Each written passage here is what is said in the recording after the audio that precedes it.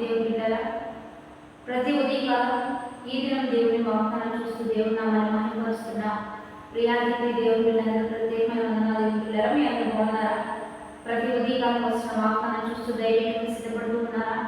ఆత్మీయంగా బలం పొందుతున్నారా? ఈరోజు దేవుడు మనం ఏ రీతిగా బలపరుస్తున్నాడు చూద్దామా? పరిశుద్ధ లేఖన గ్రంథంలోంచి కీర్తనలు 108వ దావీదు కీర్తన 13వ వచనం చదువుకుందాం. దేవుని వల్ల మేము శూర కార్యములు జరిగించడము, మా శత్రువులను అణగదొక్కువాడు ఆయనే. ఈరోజు దేవుని బిడ్డలారా, దేవుడు జనులుగా కలిగిన దేవుడే జనులుగా కలిగిన జనులు ధన్యులని వాక్యం సెలవిస్తుంది. దేవుని వల్ల మేము శూర్య కార్యములను చూచడము, మా దేవుడు మా శత్రువులను అణగదొక్కువాడు అని ఇక్కడ దావీదు భక్తుడు మాట్లాడుతున్న మంచి మాటలు దేవుని బిడ్డలారా. ఎందుకంటే మనుషులను ఆశ్రయించిన, రాజును ఆశ్రయించిన మన కీడు మేలుగా మార్చబడ్డదని, రాజును ఆశ్రయిస్తే మనుషులను సృష్టించిన గొప్ప దేవుని మనం ఆశ్రయిస్తూ ఉండగానే మన కీడును మేలుగా మార్చేవాడు, శాపమును ఆశీర్వాదంగా మార్చేవాడు, నష్టమును దీవెనగా మార్చేవాడు కేవలం దేవాది దేవుడు మాత్రమే. కాబట్టి మనుషులను ఆశ్రయిస్తున్నావా? మనుషులు దయ కొరకు ప్రయాసపడుతున్నావా? మనుషుల ప్రేమ కోసం తపన పడుతున్నావా? మనుషుల యొక్క మరణాల కొరకు వేదన పడుతున్నావా? నీ ప్రయాస వ్యర్థం. ఎందుకంటే దేవుని యందు పడుతున్న ప్రయాస ఎన్నటికీ వ్యర్థం కాదు. సమయమందు అసమయమందు దేవుని కొరకు ప్రయాసపడమనే వాక్య లేఖనాలను బట్టి దేవుని వైపు చూడు, ప్రార్థన కొరకుగా దేవుని అడుగుతా ఉండు, దేవుని కృప కొరకు అడుగు, దేవుని ఆశీర్వాదం కొరకు అడుగు. ప్రతి విషయాన్ని దేవుని యొక్కకు తీసుకెళ్ళు, దేవునికే తెలియచేయి. నీ వేదన తీసివేసేవాడాయన, నీ కన్నీరును తుడిచేవాడాయన, నీ నష్టము కూర్చేవాడు ఆయన. కనుక ఇక్కడ భక్తులు అంటున్నాడు, దేవుని వల్ల మేము గొప్ప కార్యాలను చూస్తాం, శూర కార్యాలను మేము చూస్తాం. అందుకనే మనకు కూడా ఎవరైతే దేవుని ఆశ్రయిస్తారో వారి పట్ల దేవుడు గొప్ప కార్యాలు జరిగిస్తాడు. అప్పుడు శత్రువులను అడగగొట్టువాడు ఆయనే. నీకు ఎవరు శత్రుత్వం పెంచుతున్నారు? నీకు వ్యతిరేకంగా ఎవరు నడుస్తున్నారు? నిన్ను ఎవరు ఇబ్బంది పెడుతున్నారు? నిన్ను ఎవరు నష్టపరచాలని చూస్తున్నారు?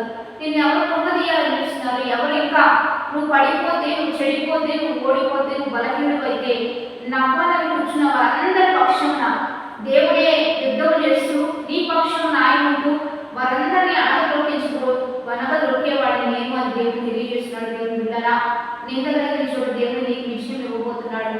అవమానం వచ్చిన చోట దేవుడు నీకు ఘనతను ఇవ్వబోతున్నాడు.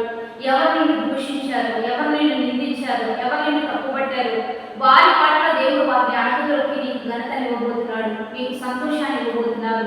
ఒక కాలం వస్తుంది, ఆ కాలానికి దేవుడే సమాధానాన్ని నీ ఎదురు తీసుకొని రాబోతున్నాడు. కనుక ఓపికతో ఎదురు చూడు, ఆశతో దేవుడి వైపు చూడు. గొప్ప కార్యాలు నీ పట్ల దేవుడు చేయబోతుండగా ప్రార్థనాపూర్వకంగా వాగ్దానాన్ని బట్టి ప్రార్థన చేద్దాం. పరిశుద్ధ మహోన్నత గొప్ప దేవ, ఈ దినము మీరు మాకున్న బలమైన వాక్కును బట్టి నీకే మహిమయ్యా. ప్రతి బిడ్డను దీవించండి, జ్ఞాపకం చేసుకోండి, గొప్ప కార్యాలు జరిగించండి. ఎవరైతే నీ వైపు చూస్తున్నారో వారందరినీ గనులుగా ఆశీర్వదించి వారికున్న సంస్థాన్ని గొప్ప కార్యాలు జరిగిస్తూ ఇంకా ఇంకా అద్భుతాలు జరిగిస్తూ నీ ఘనమైన నామాన్ని మహిమ తెచ్చుకుంటూ ఈ నామ మహిమార్థంగా ఒక్కొక్కరిని లేవనెత్తి బలపరచుకుంటూ కొనసాగించమని ఈరోజు గాడ్ చెప్తున్న వారికి దీవెన ఇవ్వమని ప్రభువైన యేసుక్రీస్తు నామమున అడిగి వేడుకొని ప్రార్థిస్తున్నాము గొప్ప తండ్రి. ఆమె మంచిగా లైక్, షేర్, కామెంట్ చేసి ధైర్యంగా సిద్ధపడ్డా. మరి 50 దిన ఉపవాస ఆరాధన జరిగించబడుతున్నాయి. ఈ దినము 7వ ఉపవాస ఆరాధన జరుగుతుంటారా? మీరందరూ కలుసుకోండి. పాస్టర్ యోగోషువ జేపీఎం చర్చ్ అనేటువంటి యూట్యూబ్ ఛానల్ ద్వారా లైవ్ ఇస్తున్నాం. సిస్టర్ సౌమ్య జేపీఎం చర్చ్ అనేటువంటి యూట్యూబ్ ఛానల్ ద్వారా లైవ్ ఇస్తున్నాం. కాబట్టి కలుసుకోండి, మనందరం దైవికంగా దీవించబడదాం. వ్యాధ, బాధ, రుగ్మత, నింద, అవమానమా, కష్టమా, నష్టమా, తృణీకరణ, నష్టమా, వ్యతిరేకత, దుఃఖమా, కన్నీరా, లేమ, ఒంటరితనమా, నిరుద్యోగమా, వివాహం లేకుండా, గర్భఫలం లేకుండా, చీకటి శక్తుల, అంధకార సమూహాల, నష్టమా, శాపమా, మిమ్మల్ని మీ కుటుంబాలు వేరుబడి చేస్తున్నాయా? 50 దినాలు కలుసుకోండి. మరి ఆరాధన, ఉపవాస ఉజ్జీవ ఆరాధన జరుగుతూ ఉండగా వీటిలో దేవుడే మీకు విడుదల ఇవ్వబోతున్నాడు. దేవుడే మీ పట్ల గొప్ప కార్యాలు చేయబోతున్నాడు.